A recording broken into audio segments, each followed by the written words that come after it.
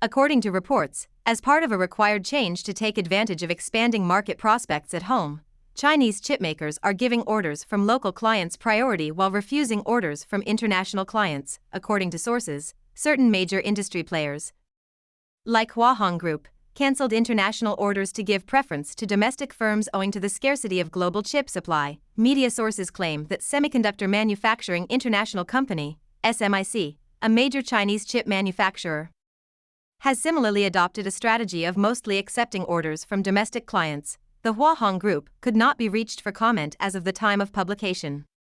And the Global Times contacted someone in SMIC's news department on Tuesday who said he is not aware of the matter. Representatives from the sector have taken notice of the apparent trend. The agency has observed the new trend, is taking it seriously, and is looking into the situation, according to a source from the industry organization, who confirmed this to the Global Times on Tuesday. Because he was not allowed to address the situation, the source declined to provide further information. The worldwide semiconductor chip deficit has worsened since the start of this year as a result of a number of causes, including the revival of the car sector and the spread of 5G technology, according to experts. Businesses frequently have to choose which orders to complete when there is inadequate capacity for worldwide wafer manufacture, according to Luffy Lin, chief analyst at WIT Display, an electronics device consulting platform. Channeling limited production capacity to meet the demand of domestic buyers may cause some loss of interest among foreign clients in the short term, but in the long run, it can support local chip manufacturers and lead to long-term, stable orders. Lin noted that offering the capacity to local chip designers will help them develop swiftly against a growing tendency of domestic substitution. If domestic chip makers supply capacity to foreign clients, they may not necessarily acquire appropriate orders when there are no shortages in the future. Localization will become the long-term development trend of the semiconductor industry, both in China and abroad, due to the strengthening of external restrictions, particularly those from the US, a volatile international economic and trade situation, and global pandemic disruptions. According to insiders in the sector, new orders cannot be met for at least 7 to 8 weeks. According to the market director of a major chip manufacturer situated in Jiangsu Province, East China, who spoke to the Global Times on Tuesday. Given the persistent demand, this situation is unlikely to improve very soon. Although the corporation won't always prefer domestic customers, it will give priority to orders from customers with whom it has long-term, strategic connections, and domestic customers account for the majority of these customers. We will concentrate more on creating domestic partnerships for dependable, sustainable growth, said Wang, noting that there are more chances and a need for using indigenous wafer replacements. According to Wang, local enterprises currently make up 60 to 70% of the clientele. According to data from IC Insight, China's integrated circuit (IC) industry reached $143.4 billion in 2020, accounting for 36.24% of the world market, while local ICs made up less than 20%. The greatest consumer of semiconductors worldwide is China, however. Chiu Kai, a researcher at Huasheng Fund, said that there is a significant opportunity for the localization of the chip industry due to the vast gap between local IC production capability and semiconductor supply. A new warning has been issued for chip businesses to improve their capacity for risk prevention and management while pursuing excessive development by Tsinghua Unigroup, a prominent provider of digital infrastructure and services as well as a chip manufacturer. The opening price of Tsinghua Unigroup shares was down more than 3%, or 21.9 yuan, before Monday's closing price was up by the daily limit of 25.31 yuan, although the financial problem put the firm in the news over the weekend. The corporation said in a recent statement that the event hasn't adversely harmed the company's day-to-day production or operation and that everything is now going according to plan, according to Liang Jinpeng, an industry observer. The company's blind expansion is anticipated to have this result since it is not strong in the semiconductor sector from research and development to design and manufacturing.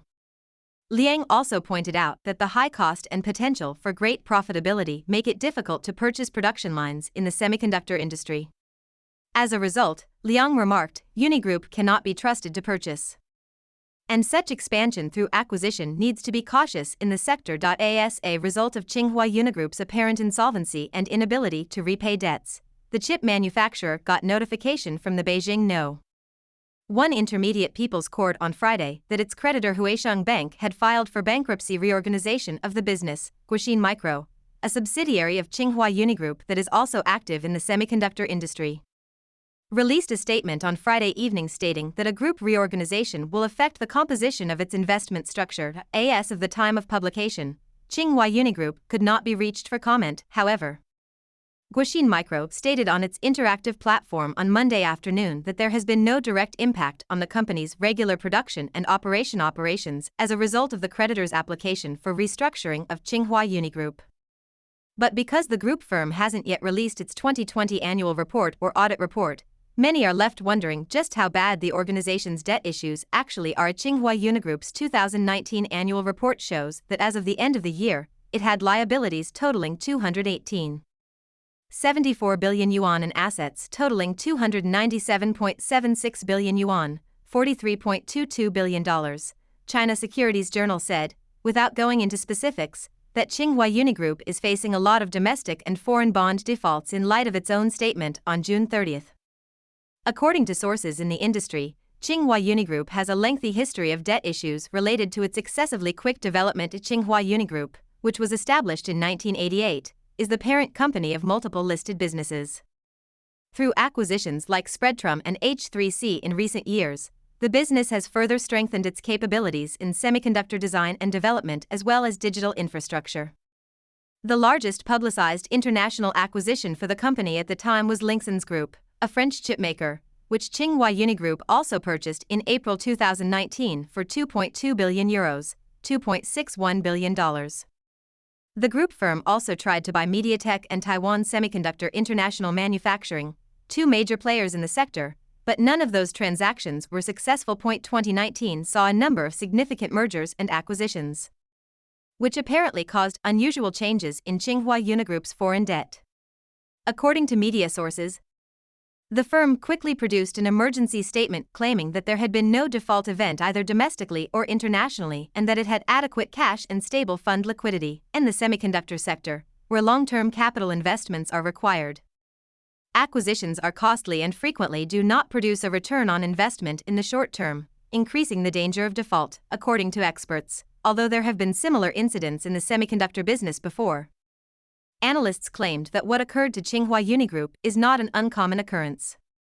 Companies must develop and become powerful in order to survive in an industry where global competition is so tough, and the U.S. blockade, Ma Jiwa, a veteran of the sector, told the Global Times on Monday. Ma observed that taking a risk is frequently the only way out for semiconductor businesses, according to analysts. Hua Hong Group's debt issue won't have a significant negative impact on either the business or the industry since the semiconductor sector is still a desirable location for social capital and because the company has room to develop. Ma would still counsel businesses to conduct a thorough risk analysis before making acquisitions or expanding their operations.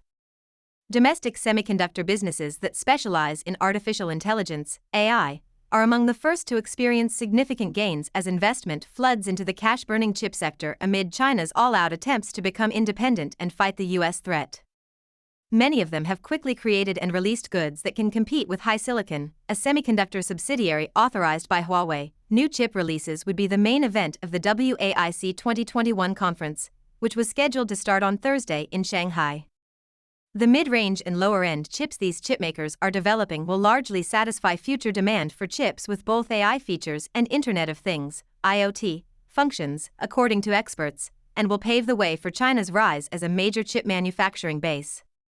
Even though they may still be at least a decade behind the most advanced technology, Xin Bo, Chief Technology Officer of Artisan Microelectronics, told the Global Times on Wednesday that the chip the company is delivering this time can effectively compete with high-end goods from HiSilicon, the AR9341, a new generation of AI camera chips from the Shanghai-based chipmaker, was unveiled on Wednesday. This chip will mostly be utilized in second-generation ultra-high-definition smart cameras.